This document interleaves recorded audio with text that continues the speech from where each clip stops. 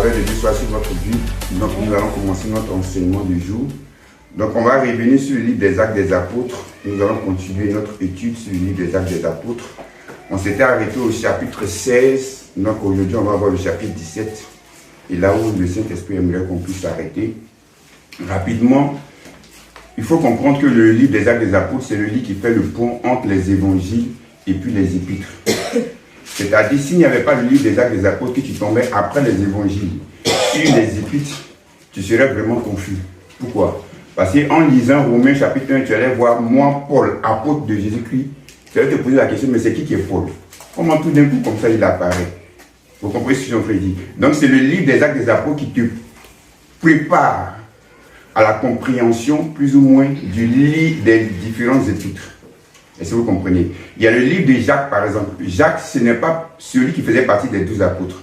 Jacques, c'était le frère du Seigneur, ou si vous voulez, le demi-frère du Seigneur Jésus. Le livre de Jacques, l'auteur, c'est le demi-frère du Seigneur Jésus. Mais qui était Jacques? Pourquoi est-ce qu'il a eu l'autorité d'écrire un livre qui est dans le Nouveau Testament? On le comprend dans le livre des Actes des Apôtres lorsqu'on voit que Jacques était parmi les anciens de l'église de Jérusalem, les dirigeants, les responsables premiers de l'église de Jérusalem. Donc comme il était parmi les dirigeants, donc il fallait qu'il puisse écrire un livre qui avait une certaine portée, qui avait une certaine autorité. Vous comprenez ce que je suis en train de dire? Donc le livre des Actes des Apôtres, c'est important pour vous de le comprendre et de le lire. Et c'est le livre des Actes des Apôtres qui vous permet aussi de comprendre le contexte historique des différentes épîtres.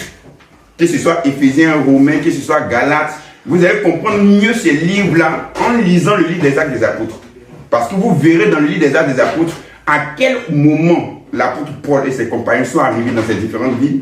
Qu'est-ce qui s'est passé là-bas dans ces différentes villes? Est-ce que vous comprenez? Donc c'est très important de comprendre et de lire le livre des Actes des Apôtres. Gloire à Dieu. Donc aujourd'hui, on va voir le chapitre 17. Voici Paul. Avant de parler du chapitre 17, l'Esprit est Dieu m'a mis quelque chose à que je vais rapidement parler de ça. On va revenir un peu en arrêt. Acte 14, verset 14. Les apôtres Barnabas et Paul, ayant appris cela, déchiraient leurs vêtements et se précipitèrent au milieu de la foule. On dit les apôtres Barnabas et Paul. Vous savez, il y a quelque chose de bizarre ici. On dit les apôtres Barnabas et Paul. Alors que pour commencer dans le livre des Actes des Apôtres, on a présenté Barnabas comme étant un prophète. Mais là, on nous présente Barnabas comme étant un apôtre. Ça semble bizarre. Alors qu'en général, on nous dit qu'on ne peut pas, en guillemets, changer de ministère. Dieu t'a appelé en tant que prophète. Pourquoi tu exerces ici en tant qu'apôtre? Dans l'église de Jérusalem, on va prendre Acte chapitre 13, verset 1. Regardez ce qu'il est écrit. Il y avait dans l'église d'Antioche des prophètes et des docteurs. Donc des prophètes et des enseignants. Maintenant, moi, c'était le nom de ces personnes-là. Barnabas, dont on vient de parler, donc c'était lui un prophète. Simeon appelé Niger, Lucius de Cyrène, Manaël qui avait été élevé avec Hérode le tétrarque, et Saul, c'est lui qui est Paul, l'apôtre Paul, Saul ici, Saul de Tarse. Donc ici on les a présentés comme étant prophètes et docteurs. Donc Barnabas était prophète. Donc certainement Paul était un docteur. Mais ici on dit, à 14, verset 14, que voici les apôtres Barnabas et Paul. Là ils sont devenus apôtres. En fait ce que l'Esprit de Dieu veut vous faire comprendre, écoutez bien ce que je vous ai dit. Les différents ministères, ne vous en faites pas pour ça. Ne soyez pas troublés lorsque quelqu'un se fait appeler apôtre, quelqu'un se fait appeler enseignant, quelqu'un se fait appeler prophète, quelqu'un se fait appeler évangéliste. Ce n'est pas ça qui est le plus important. En fait, ce ne sont pas des titres, ce sont des fonctions, ce sont des descriptions de travail. Le mot apôtre, vous savez, ces différents mots-là, ce ne sont pas des mots chrétiens, ce ne sont pas des mots religieux. Pareillement comme le mot Pentecôte, comme je vous ai dit. Quand on dit que tu es de la Pentecôte, ce n'est pas que tu es trop spirituel ou que tu es pentecôtiste. Non. Ce sont des mots que les gens utilisaient dans leur langage populaire. Donc le mot apôtre vient du grec qui dit apostello. Ça vient du latin missio. Le latin, on a pris le nom latin, on a appelé maintenant les gens missionnaires. Donc un apôtre en grec, c'est un missionnaire en latin. C'est la même chose. Donc ces mots, c'est pourquoi? C'est pour décrire ce que tu fais. C'est une description des choses. Donc pourquoi les appeler apôtres? Parce que la Bible déclare que le Saint-Esprit les a envoyés. Il a dit, mettez-moi Paul et Barnabas à part pour l'œuvre à laquelle je les ai appelés. Et puis après on dit, envoyés par le Saint-Esprit. Donc comme ils ont été envoyés par le Saint-Esprit, envoyés par l'Église, donc on les appelle les apôtres. Donc le mot apôtre, ça veut dire envoyé. Donc c'est pas un titre avec lequel, en guillemets, on peut s'enorgueillir. Est-ce que vous comprenez ce que je suis en train de dire? Un apôtre en français, terre à terre, c'est-à-dire un envoyé. Un enseignant, un docteur, c'est-à-dire un enseignant. Un prophète, c'est-à-dire un porte-parole. Un évangéliste, c'est celui qui annonce une bonne nouvelle. Un pasteur, c'est-à-dire un berger, un gardien. Est-ce que vous comprenez? Donc c'est en fonction de ce que tu fais qu'on te dit, ah, lui là c'est un pasteur, c'est un docteur, c'est un enseignant. En d'autres termes, celui qui est évangéliste, un moment, peut devenir enseignant en fonction du contexte dans lequel il se trouve. En fonction du besoin de l'environnement. Donc ne sois pas scandalisé. Mais lui il est un prophète, comment se fait qu'il est apôtre? Non, Dieu est en train d'utiliser dans ce domaine-là. Donc c'est une description de travail. Non, ce sont des mots que les gens utilisaient déjà dans le langage populaire. Donc ne vous appropriez pas, chrétiens, ces différents termes-là pour dire non, c'est comme ça les choses doivent se passer. Ça c'est à nous, non. Et c'est vous comprenez ce que je dis. Donc on dit les apôtres, Barnabas et Saul. Pourquoi? Parce qu'ils étaient envoyés. C'est tout ce que ça veut dire. Et si vous comprenez, j'espère que l'Esprit de Dieu vous a bien fait comprendre. C'est-à-dire, si Dieu veut utiliser ta bouche pour parler au cœur de quelqu'un, afin d'édifier, de consoler, de fortifier quelqu'un, on dit, ah, la prophétesse Leslie a fait ça. Pourquoi? Parce que c'est une description de travail en ce moment-là. C'est le travail qu'elle est en train de faire présentement, ou c'est le travail que Dieu l'utilise à faire en ce moment. Et si vous comprenez ce qu'on peut dire, elle arrive quelque part, elle sent le besoin d'eux. Elle commence à annoncer l'évangile. On va dire, l'évangéliste Leslie a fait ça. Vous comprenez? C'est en fonction du travail que tu fais. Donc, c'est une description du travail. On ne peut pas dire que quelqu'un est un informaticien alors qu'il est en train de fabriquer des chaussures. Un informaticien, ce n'est pas celui qui fabrique des chaussures. Celui qui fabrique des chaussures, c'est un quoi? Un cordonnier. Donc, c'est en fonction de ce que tu fais, du travail que tu exerces. Vous comprenez? Donc, ce sont les gens, en guillemets, lorsque tu fais quelque chose, ils vont te dire, ah, lui là, c'est un pasteur. Lui là, c'est un évangéliste. Ils ont vu le travail que tu es en train de faire. Donc, en un mot, il ne faudrait pas que tu te sentes lésé. Pourquoi on ne m'appelle pas comme ça? Pourquoi on n'appelle pas? Non, c'est une description de travail. Ce n'est rien d'autre que ça. Ce n'est pas ça qu'on recherche. C'est le travail que tu fais. Dis Amen. Amen. Gloire à Dieu. Donc, ils vont arriver maintenant dans la ville de Thessalonique. La Bible déclare que, Actes chapitre 17, ils vont commencer à annoncer l'évangile. Ils vont gagner plusieurs personnes là-bas.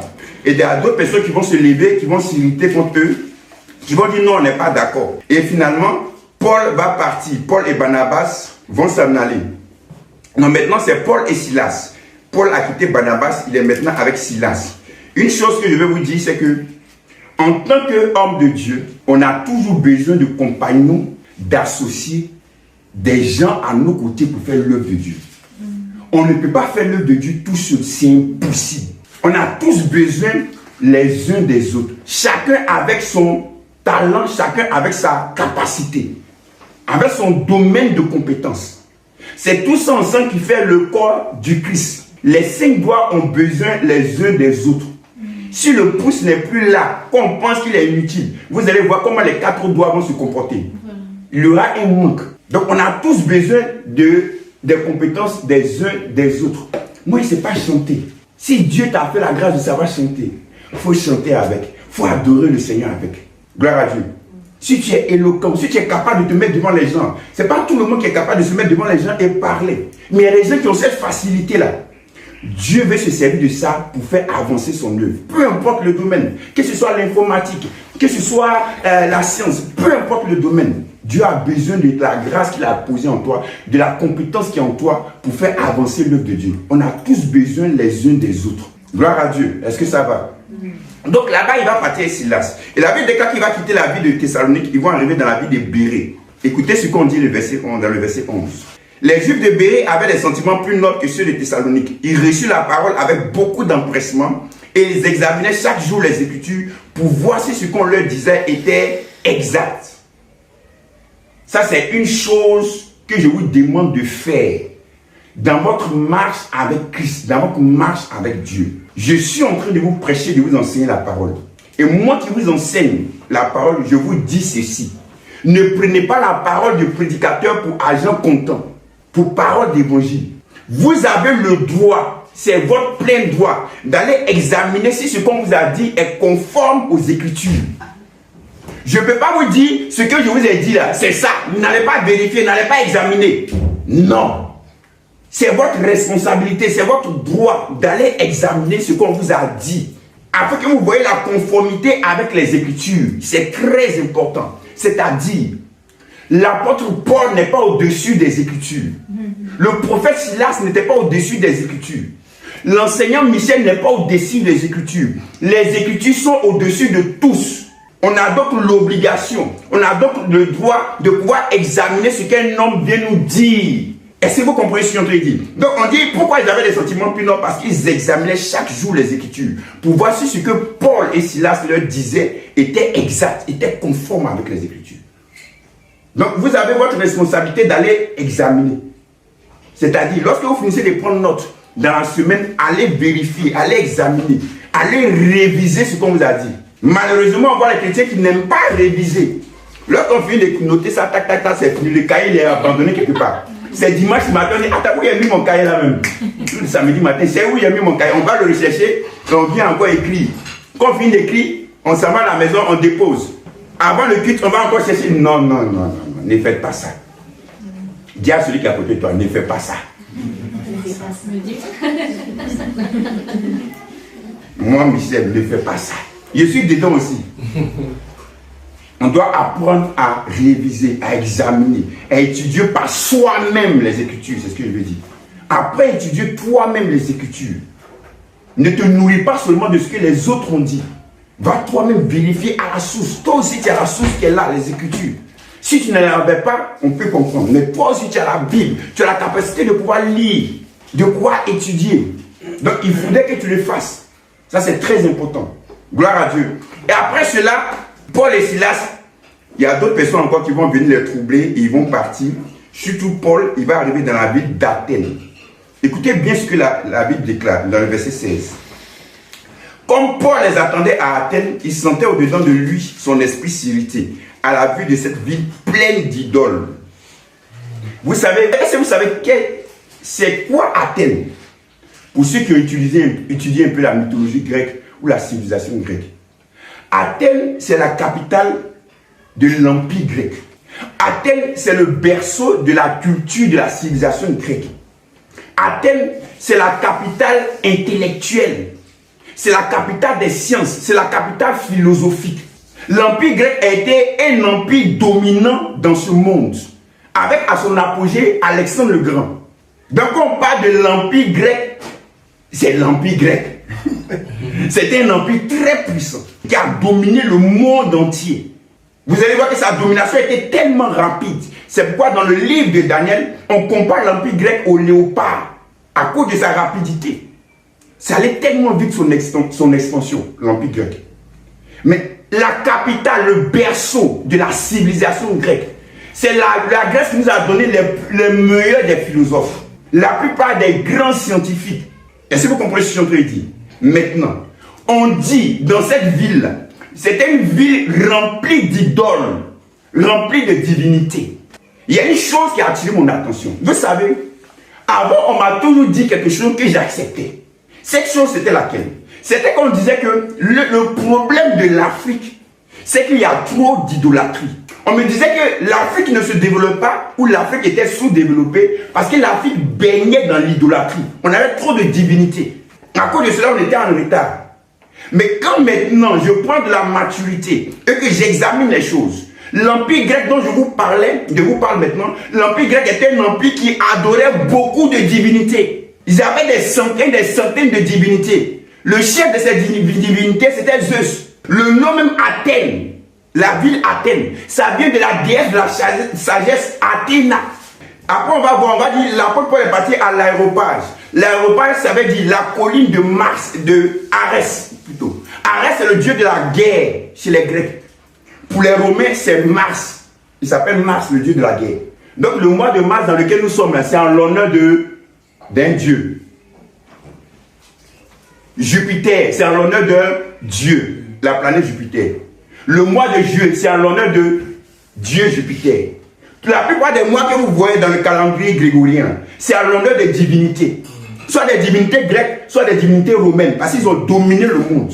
Donc regardez, ces peuples-là, ou ces empires-là, avec toutes ces divinités, mais se sont développés. Si le problème, ou l'idolâtrie était un problème, pourquoi est-ce qu'eux sont arrivés à se développer? L'Égypte est une grande puissance, qui était une grande puissance, comme on a vu au temps de Moïse et autres. Ils étaient remplis de divinités, d'idolâtrie. Ils avaient des multitudes de dieux, de divinités. Donc l'idolâtrie n'est pas un problème pour que tu ne puisses pas évoluer, pour que tu ne puisses pas te développer. Donc c'est pas ça le problème. Que ce soit l'Empire romain, que ce soit l'Empire grec, que ce soit l'Empire babylonien, que ce soit l'Empire, j'oublie l'autre empire. Médo-Perse. Voilà, les Médo-Perses, eux tous avaient des divinités. Ils étaient remplis d'idolâtrie. Donc en tant qu'Africain, il ne faudrait pas que tu acceptes cela. Refuse cela. Ce n'est pas ça le problème. Ce n'est pas Dieu qui te dit, comme tu adores des idoles, je vais te mettre en retard. Je vais te mettre derrière. Si c'était le cas, tous ces empires n'allaient pas se développer. N'allaient pas prospérer. Donc on peut personnaliser ça aussi pour toi. C'est parce que je suis dans le péché. C'est parce que je suis dans l'idolâtrie. C'est parce que je suis ceci que je n'avance pas. Ça n'a rien à voir. Tous ces peuples que je viens de citer, que ce soit Alexandre le Grand, même le philosophe Socrate, tous ces gens avaient marché dans le péché. Je ne vais pas vous étaler leur vie ici personnelle. Mais quand même, ce sont des gens qui étaient connus mondialement, qui prospéraient dans ce qu'ils faisaient. Donc, il faut que tu changes ta mentalité en ce sens-là. Et que tu n'acceptes pas certaines doctrines qui te mettent dans une position où tu acceptes les choses. Et tu ne veux pas avancer. Parce que Dieu n'est pas à la base de cela. Dieu n'est pas l'auteur de cela. Gloire à Dieu. Si Dieu était l'auteur de cela, Dieu n'avait pas permis que tous ces hommes-là puissent prospérer dans ce qu'ils faisaient. Dieu est un Dieu d'amour, Dieu est un Dieu de grâce, Dieu est un Dieu de patience. Dis Amen. Amen. Donc son esprit s'est hérité. Maintenant dans le verset 18, on dit quelques philosophes épicuriens et stoïciens se mit à parler. Ensuite, Paul va commencer à les évangéliser. Vous savez, c'était deux écoles philosophiques très répandues à ce temps-là à Athènes. Les épicuriens, avec à leur tête, celui qui a fondé cela s'appelle Épicure. Vous avez entendu, si vous entendez l'épicurisme, pensez à plaisir. Ce sont des gens qui aiment le plaisir. Ils recherchent le bien dans le plaisir. Les stoïciens, c'était fondé par Zénon. Et en général, ce sont des gens qui sont très rigides. La moralité, ils mettent un point d'honneur à cela. Et surtout, ce sont eux qui ont créé le concept de Dieu univers. Pour eux, il n'y a pas de Dieu qui existe en tant que tel, en tant que personne. Le Dieu qui existe, c'est le Dieu nature, c'est le Dieu univers.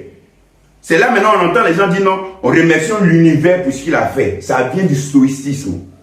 Maintenant, lorsque Paul va prendre la parole et Paul va prêcher à Athènes, à l'aréopage, vous n'allez pas voir Paul citer les Écritures de la Bible. Il ne va pas citer un verset. Pourquoi? Parce qu'il avait affaire à des gens qui n'ont pas la Torah, qui n'ont pas l'Ancien Testament ou les Écritures avec eux. C'est-à-dire, lorsque tu vas évangéliser, il faut faire preuve de beaucoup de sagesse. Il ne faut pas aller bombarder les gens avec les versets bibliques. Avec on n'a même pas un verset biblique. Tu sais pas que la Bible, Jean 3, 5, Dieu attend d'aimer le monde. 1 Timothée 2, 4, il va dire, doucement. Paul va se servir de eux leur connaissance. Maintenant, il va introduire la vérité spirituelle sur Christ. Je ne peux pas vous détailler tout ça. Mais lorsque Paul va prêcher, il va attaquer petit à petit, chacun dans son domaine, leurs convictions, leurs arguments philosophiques. Il va les démonter un à un. Et maintenant, il va annoncer la résurrection de Christ. Donc, ce que je vais vous dire au travers de ça, ayez beaucoup de sagesse lorsque vous évangélisez. On évangélise avec sagesse en fonction des gens que nous avons en face de nous, au devant de nous. Si tu vas parler de Jean 3, 16, 1 Timothée 2, 4, il va te demander c'est quoi? De quoi est-ce que tu parles? Je ne comprends pas cela. Donc il va dire, regardez dans le verset, Actes chapitre 17 toujours, verset 28. C'est Paul qui est en train de parler. Il va dire, car en lui, nous avons la vie, le mouvement et l'être. C'est ce qu'ont dit aussi quelques-uns de vos poètes. De lui, nous sommes la race. Donc Paul va citer leurs poètes. C'est pourquoi lorsque tu vas évangéliser, il faut aussi que tu sois instruit. Le pasteur Paul Adebayo, lorsqu'il est arrivé à l'université de Harvard, il a parlé aux éminents professeurs de Harvard. C'est un Nigérian. Lorsqu'il a parlé avec eux, lui c'est un professeur de mathématiques à l'université. Lorsqu'il a parlé avec eux, parce qu'un professeur, c'est quelqu'un qui est assis dans sa connaissance. Donc, lorsque tu viens vers lui, il veut voir que tu as la connaissance. Donc, le pasteur Adebayo a manifesté la connaissance qu'il avait. À cause de la connaissance qu'il avait, ils ont été tout oui. Ils l'ont écouté. Il a développé des choses. Lorsqu'il a pu lui donner ses arguments, qu'elle soit philosophie scientifique, il a en profité, il a annoncé l'évangile dedans, en parlant de Jésus-Christ. Mais ils l'ont écouté jusqu'au bout. Je vous dis, en réalité, lorsque tu es enfant de Dieu, tu dois aimer l'instruction, tu dois aimer la connaissance. Il faut t'instruire. L'instruction, ce n'est pas quelque chose de péjoratif. Lorsque j'ai fait mes recherches, j'ai compris que dans l'église primitive, la plupart des gens apprenaient à écrire et à lire à cause de la Bible. Il y a beaucoup de chrétiens du premier siècle qui ne savaient pas lire parce que la connaissance, ou si vous voulez, la connaissance ou l'instruction n'était pas accessible à tout le monde en ce temps. Donc c'était difficile. Et comme les gens venaient à l'église, ne savaient ni lire ni écrire, et qu'on leur annonçait l'évangile, la parole de Dieu, donc ils ont appris en même temps à lire et à écrire à l'église. Donc celui qui aime la parole de Dieu doit aimer l'instruction, la sagesse. Je vous encourage à lire, à vous instruire. Parce que Dieu va se baser sur ça aussi pour toucher certaines personnes dans le domaine d'instruction, de connaissance que vous avez. Parce que quelqu'un est ouvert à toi, lorsqu'il voit que tu es dans son domaine, tu connais les choses dans son domaine. Il est plus à même de t'écouter. Est-ce que vous comprenez ce que je veux dire? Si je vais voir un informaticien et je commence à parler d'informatique, il va se dire, ah, ce qu'il est en train de dire, c'est intéressant ça, parce que c'est mon domaine. Il y a des choses qu'il est en train de dire que je ne savais pas. Je suis tout tué à ce qu'il est en train de dire. Donc, il va plus prêter attention à ce que tu es en train de dire. Est-ce que vous comprenez ce que je veux dire? Donc, c'est important de s'instruire dans certains domaines, afin qu'au travers de votre instruction que vous avez, vous puissiez véhiculer l'évangile, la parole de Dieu aux gens. Parce qu'on ne vient pas toujours avec les versets pour bombarder les gens. Ça, apprenez cette sagesse-là. Gloire à Dieu. Après cela, on va laisser le chapitre 18. Je vais vous parler un peu du chapitre 19, qui a attiré mon attention. Et on va terminer dessus. Avant de prendre le chapitre 19, verset 1, c'est toujours la même personne, verset 24. Un juif nommé Apollos, originaire d'Alexandrie, homme éloquent et versé dans les Écritures, vint à Éphèse. Il était instruit dans la voie du Seigneur et fervent d'esprit. Il annonçait et enseignait avec exactitude ce qui concerne Jésus, bien qu'il ne connaisse que le baptême de Jean. Il se mit à parler librement dans la synagogue. Aquilas et Priscille, l'ayant entendu, le prient avec eux et lui exposaient plus exactement la voie de Dieu. Gloire à Dieu. Voici un personnage qui était un personnage très important aussi dans l'avancement de l'œuvre de Dieu au premier siècle. Il s'appelle Apollos.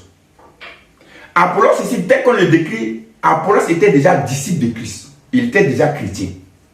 Quand on dit qu'il était seulement instruit en ce qui concerne le baptême de Jean, le thème baptême de Jean ici, c'est un résumé, un condensé de ce que Jean était venu faire ou de l'enseignement de Jean. Vous suivez ce qu'on peut dire. Maintenant, qu'est-ce que Jean a fait? En fait, Jean-Baptiste s'appelle en réalité Jean. Il n'y a pas Baptiste dessus. Mais pourquoi on a appelé Jean-Baptiste? Parce que c'était un homme, un Jean qui baptisait. Donc Jean le baptiseur, si on peut dire ça en autre français. Donc Jean le Baptiste. Donc Jean-Baptiste, parce que lui, il était caractérisé dans son ministère par le baptême d'eau. Maintenant, pourquoi Jean était caractérisé dans le baptême d'eau? Pourquoi il faisait beaucoup le rite ou la cérémonie du baptême d'eau? C'est en fonction de ce que Dieu lui a dit lorsqu'il a commencé son ministère. On va voir cela, Matthieu. Matthieu chapitre 3, verset 1. En ce temps-là parut Jean-Baptiste prêchant dans le désert de Judée. Donc il était dans le désert de Judée. Verset 5 à 6. Les habitants de Jérusalem, de toute la Judée et tout le pays des environs du Jourdain se rendaient auprès de lui. Donc il était à côté d'un fleuve. C'est pourquoi il prêchait là-bas à côté du fleuve du Jourdain. Parce qu'il baptisait les gens. Et confessant leurs péchés, ils se faisaient baptiser par lui dans les eaux du Jourdain. Maintenant, on va lire Jean chapitre 1. On va lire à partir du verset 26. Les gens sont venus poser la question, on va répondre. Jean leur répondit, moi je baptise d'eau, mais au milieu de vous, il y a quelqu'un que vous ne connaissez pas, qui vient après moi. Je ne suis pas digne de délier la courroie de ses souliers. Ces choses se passaient à Béthanie, au-delà du Jourdain où Jean baptisait. Le lendemain, il vit Jésus venant à lui et il dit, « Voici l'agneau de Dieu qui ôte le péché du monde. » Cette phrase qu'on aime beaucoup, « Voici l'agneau de Dieu », c'est Jean qui l'a dit. C'est celui dont j'ai dit, « Après moi vient un homme qui m'a précédé car il était avant moi. Je ne le connaissais pas. » Écoutez très bien. Je ne le connaissais pas. Mais c'est afin qu'il soit manifesté à Israël que je suis venu baptiser d'eau. Pourquoi Jean baptisait? Parce que dans son ministère était déjà annoncé par le prophète Ésaïe. Je suis la voix qui crie dans le désert, aplanissez le chemin du Seigneur. Donc il va précéder la venue du Seigneur. Et quand il va venir annoncer la venue du Seigneur, et ensuite il va présenter le Messie, le Christ à Israël. Il est venu manifester le Christ à Israël. Maintenant, comment de tous ces gens qui vont venir se faire baptiser d'eau, moi, Jean, je pourrais savoir que c'est lui qui est le Christ. Écoutez maintenant, on continue. Verset 32. Jean rendit ce témoignage. J'ai vu l'Esprit descendre du ciel comme une colombe et s'arrêter sur lui. Je ne le connaissais pas, mais c'est celui qui m'a envoyé baptiser d'eau m'a dit, celui sur qui tu verras l'Esprit descendre et s'arrêter, c'est celui qui baptise du Saint-Esprit. Et j'ai vu et j'ai rendu témoignage qu'il est le Fils de Dieu. Amen. Amen. C'est clair pour vous.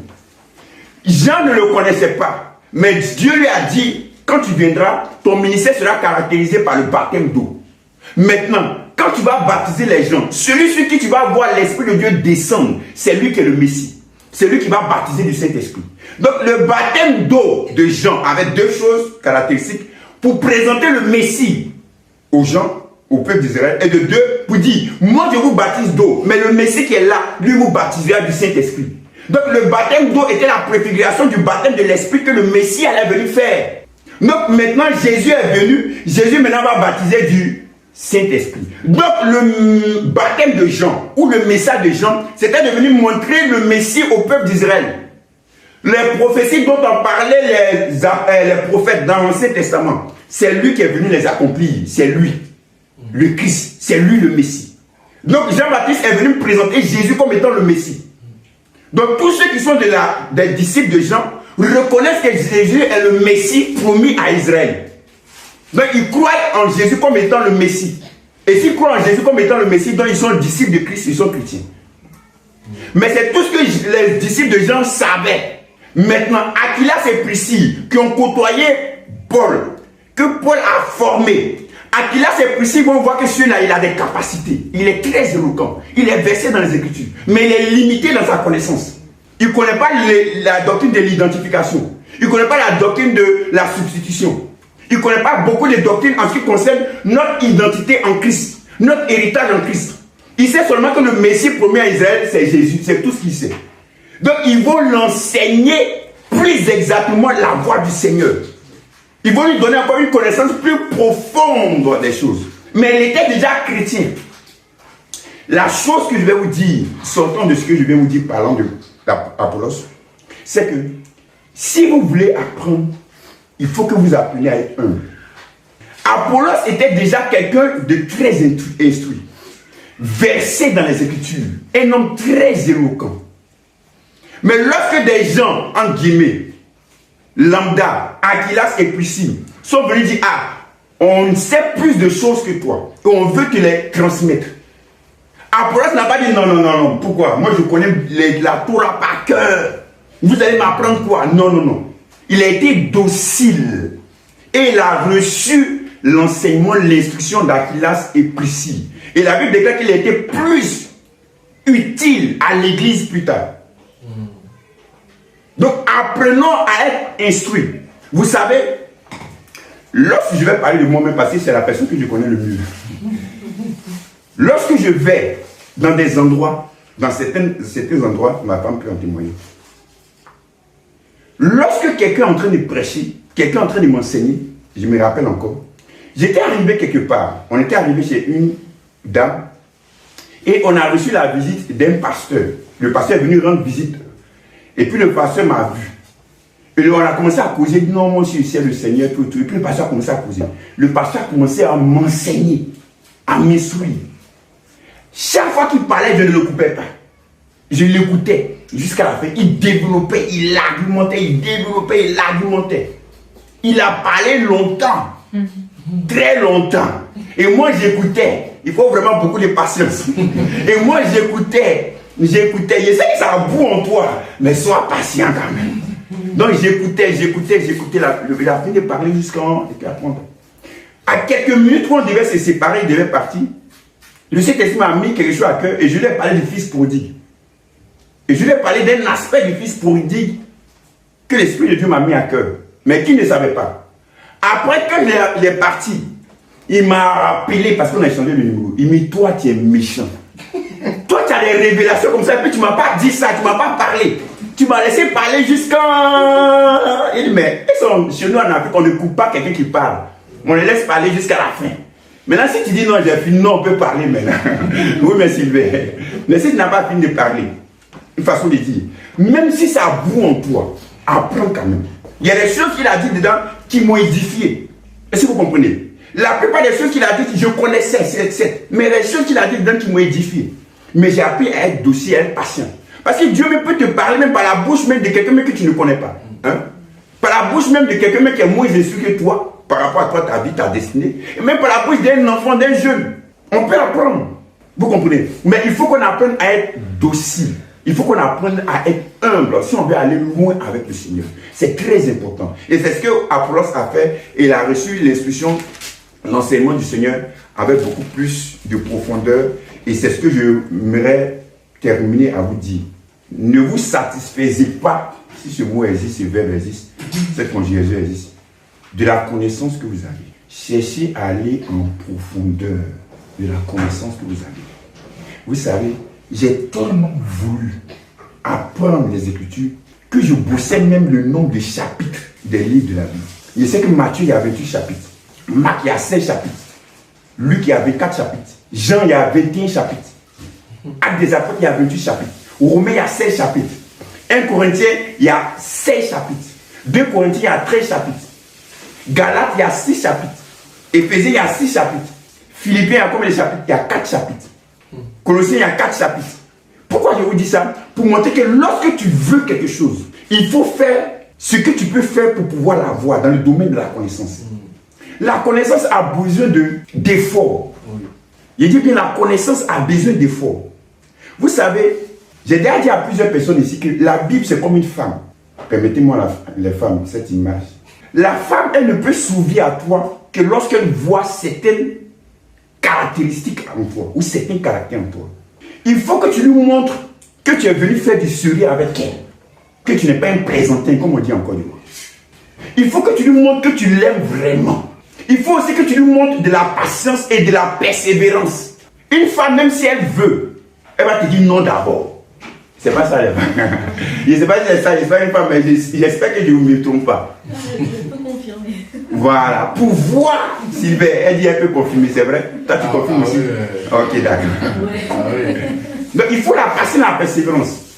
Et un guillemet, j'ai illustré cela au travers de la compréhension de la Bible. Lorsque je commençais à lire la Bible, de vous à moi, je ne comprenais rien. Je ne comprenais rien du tout. Arrivé un moment, mais ça sert à quoi même de continuer à lire quelque chose que je ne comprends pas? Ça sert à quoi? Et j'ai comme l'impression que c'est un peu comme ce que le Seigneur Jésus dit, on ne donne pas des perles aux pourceaux. J'ai l'impression que la révélation veut que tu fasses du sérieux en guillemets avec elle. Pourquoi? Parce que j'ai aimé ce dicton juif qui dit, la richesse du savoir, c'est sa transmission. On ne gagne pas la connaissance pour la garder pour soi. On a la connaissance pour la transmettre. D'où la profession des professeurs. Lorsque tu as une connaissance, ce qui fait la beauté de la connaissance que tu as, c'est que tu as la capacité de pouvoir la transmettre aussi aux autres. Si tu as la connaissance que tu ne transmets pas aux autres, c'est mauvais, c'est méchant. Donc Dieu veut te donner la connaissance pour que tu puisses la transmettre aux autres. C'est pourquoi j'ai appris que celui même qui en a, on en donnera encore plus. Plus tu en donnes dans le domaine de la connaissance, de la révélation, plus tu reçois encore plus de connaissances. Ta connaissance s'augmente. Et vous allez voir, dans ma marche avec le Seigneur, il y a des choses que j'ai apprises avec des gens que je ne connaissais ni d'Adam ni d'Ève. Que le Seigneur m'a mis en contact comme ça avec eux. Comme Joseph Prince. J'étais à Repougon Carrefour, ça s'appelle Pamphile. Mon ami vient du Ghana. Il dit Mike, c'est comme ça on m'appelle. Il dit Mike, Vraiment, j'ai découvert un homme de Dieu là-bas au Ghana. J'ai acheté son livre, tellement qu'il m'a fait du bien. Tiens son livre, il faut lire. La faveur méritée de Joseph Priest. C'était en anglais. Et j'ai commencé à lire. Ma vie a été changée, a chamboulé. Mais lui-même là, il n'a jamais lu le livre. C'est après qu'il m'a dit ça. Il dit qu'il l'a acheté, mais il n'a jamais lu. En d'autres termes, il a acheté le livre pour répondre aux besoins de mon cœur, de mon âme. Il a acheté le livre pour moi. Ce n'est pas pour lui-même au départ. C'est après des années, c'est moi maintenant, je lui ai parlé encore de l'évangile de la grâce. Et après, lui-même, il allait lire encore, il a acheté d'autres livres, il a lu. Parce que c'est quelqu'un, il aime aussi la connaissance. Est-ce que vous comprenez? Il y a un concours de circonstances, Dieu organise les choses. Dieu orchestre les choses. Pour que le besoin profond de ton cœur, de ton âme que tu as, Dieu puisse répondre à cela. Nathanaël, tu as compris? Ton nom est venu dans mon esprit. Le besoin que tu as, Dieu va créer les circonstances. Dieu va t'envoyer des hommes de telle sorte qu'ils puissent répondre aux besoins de ton cœur, de ton âme. C'est comme ça que Dieu fonctionne. C'est pourquoi il faut aspirer toujours à la connaissance. Aspirer toujours à la connaissance dans le but de pouvoir la transmettre aux autres. La première fois, je devais me mettre devant une caméra. C'était pas facile. Il dit, Seigneur, aide-moi, aide ton serviteur. Parce que c'est pas évident. Mais le Seigneur m'a donné ce verset, ma femme et moi, on a prié avec. On n'allume pas une lampe pour la mettre sous le boisseau ou sous la table pour nous, pour comprendre. On la met sur la table pour qu'elle puisse éclairer. Donc le Seigneur, la connaissance que tu as donnée, c'était pour éclairer les autres. C'était pour ouvrir les yeux des autres. Donc je ne veux pas dire, Seigneur, donne-moi la connaissance. Donne-moi la connaissance. Et puis maintenant, Dieu me donne ma connaissance. Je dis, Seigneur, merci pour revoir. Et puis moi, non. Il faut que je la transmette. Il faut que je puisse l'exposer aussi aux autres. Pour que vous aussi, vous soyez bénis par cette connaissance, par cette révélation de Dieu. Donc, aspirer à la connaissance, afin de pouvoir la transmettre aux autres, afin de pouvoir ouvrir les yeux des autres, afin de pouvoir sauver le maximum de personnes. Gloire à Dieu. Je prophétise que vous êtes plus que des Apollos dans votre environnement. Amen. Vous êtes plus que des Apollos dans votre travail. Amen. Vous êtes plus que des Apollos dans votre maison. Amen. Vous êtes plus que des Apollos dans les lieux où Dieu va vous envoyer au nom de Jésus. Amen. Lorsque vous parlerez, la révélation de la parole qui va couler de votre bouche va éclairer les yeux des gens. Amen. Va ouvrir les yeux.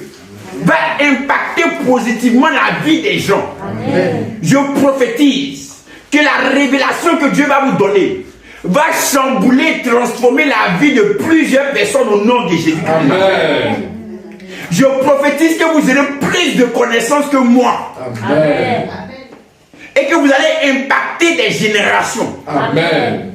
Je veux prophétiser sur toi, Nathanaël. Tu vas impacter des générations. Amen. Je déclare, je prophétise sur ta vie. Amen. Cette prophétie, je la scelle au nom de Jésus-Christ. Amen.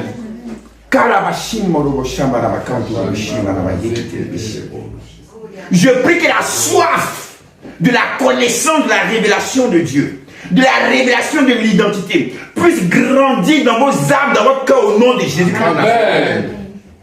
Que dans le domaine de la connaissance, de la révélation de votre identité, que vous ne marchez pas dans le contentement, non. Que vous cherchez toujours à avoir plus, à recevoir plus de Dieu au nom de Jésus-Christ. Amen.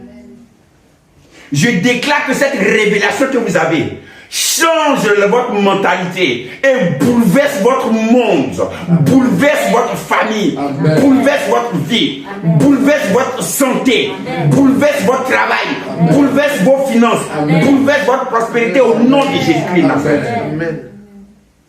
Afin que ce que vous allez faire, ce que vous allez entreprendre, vous voyez la prospérité accompagner cela au nom de Jésus-Christ. Amen.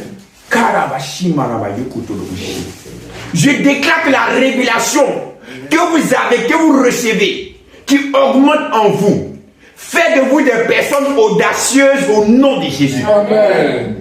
Cette révélation fait de vous des fonceurs, Amen. Des gens qui ne reculent point, Amen. Des gens qui avancent, Amen. Des hommes et des femmes qui avancent. Amen.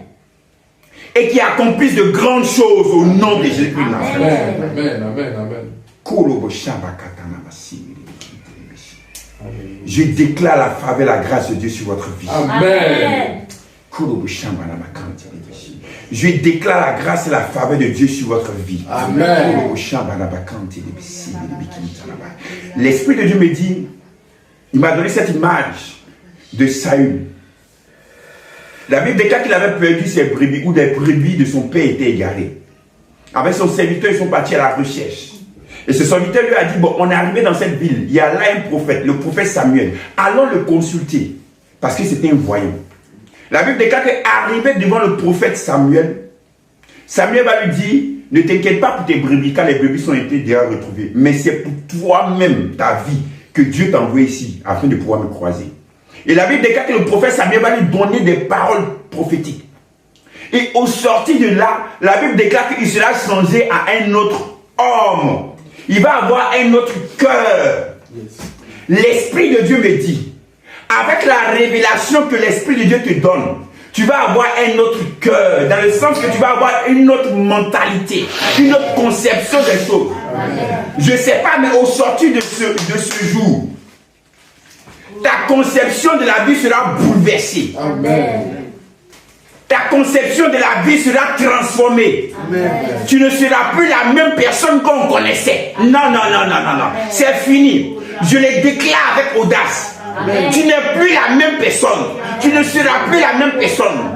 Tu seras une autre personne aux antipodes de ce qu'on a connu de toi. Les gens même diront, les gens même vont le confesser, les gens même vont le déclarer, vont dire, tu es une autre personne.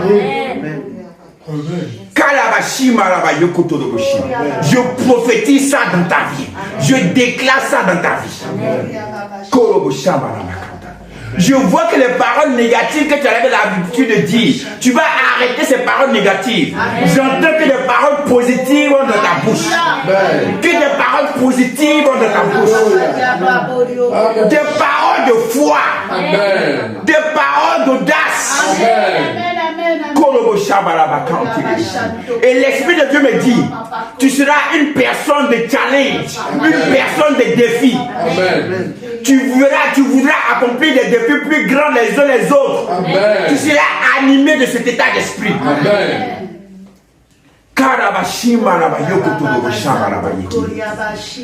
Parce que tu n'es plus la même personne. Non, non, non, non. Tu n'es plus la même personne. Je continue encore sur toi. L'Esprit de Dieu me dit, regarde, sors de Tarse. Regarde comme ce qu'il est devenu. C'était comme une âme secrète que j'avais. Une âme secrète. Il n'était même pas, il faisait même pas partie des 12 apôtres de Christ. Il ne faisait même pas partie des 70 disciples de Jésus-Christ. Mais regarde ce qu'il a accompli plus que ces 70, plus que ces 12 apôtres. C'était comme une âme secrète de Dieu. Regardez le livre des Actes qu'on est en train d'étudier. Regardez tout ce que Dieu a fait au travers de l'apôtre Paul. C'est extraordinaire. Et Dieu me dit, tu seras comme ça dans ses mains. Amen. Tu vas accomplir des choses extraordinaires auxquelles les gens ne s'imaginaient même pas. Amen. Je prophétise cela dans ta vie au nom de Jésus. Amen. Aucun défi ne sera grand à tes yeux. Amen. Non, non, non. Amen. Aucun défi, aucun challenge ne sera impossible à tes yeux. Non, non, non, non, non, non.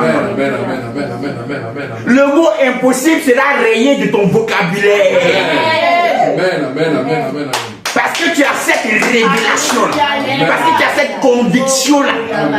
Dieu change ta personne. Dieu change ta perspective des choses. Je proclame cette grâce de Dieu sur ta vie. Je proclame cette grâce de Dieu sur ta vie. Je proclame cette grâce de Dieu sur ta vie. Je proclame cette grâce de Dieu sur ta vie.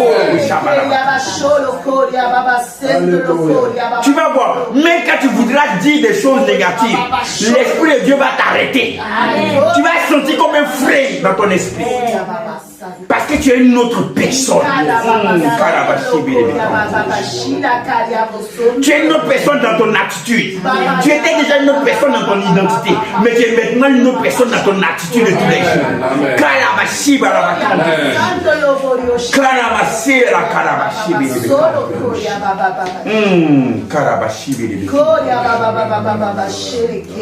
Et pendant que je te vois avancer, je vois les portes au devant de toi qui sont en train de s'ouvrir. À chaque étape, je vois des portes qui s'ouvrent.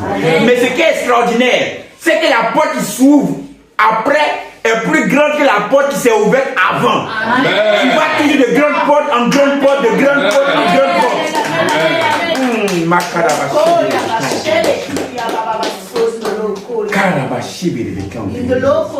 C'est certain que lorsque toi-même tu te regarderas, tu dis waouh. Tu diras waouh. C'est moi qui ai accompli toutes ces choses-là. C'est ce que la grâce de Dieu a fait au travers de ma vie. Toutes ces choses-là. Waouh, c'est extraordinaire.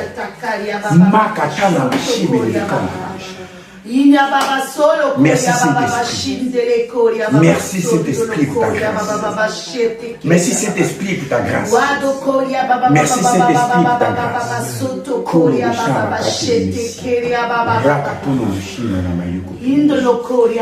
Nous t'aimons parce que tu nous as aimés. Et tu veux faire de nous, Seigneur, une assemblée, un peuple qui ira bouleverser le monde entier. Là où tu nous enverras, Seigneur, tu nous donneras une révélation et surtout une sagesse telle que nous pourrions ouvrir les yeux de ceux qui sont encore aveuglés. Ouvrir l'intelligence des gens qui a été cryptée par l'ennemi. Je proclame la sagesse sur votre vie. Amen. Tout à l'heure, quelqu'un a dit Seigneur, donc j'ai besoin de la sagesse. Le Seigneur dit tu as été exaucé. Tu as la sagesse divine en toi.